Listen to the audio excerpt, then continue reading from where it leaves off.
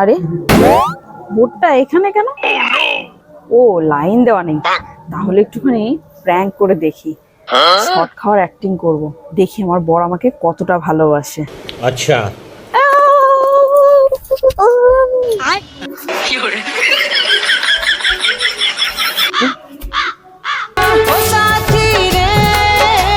Hello শ্বশুরমশাই, তোমার মেয়ে মরে গেছে।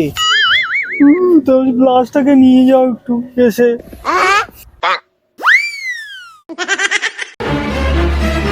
হ্যালো হ্যালো বেবি, রাস্তার কাটাটা গেছে, আমি আর তুমি এবার বিয়ে করতে পারবো।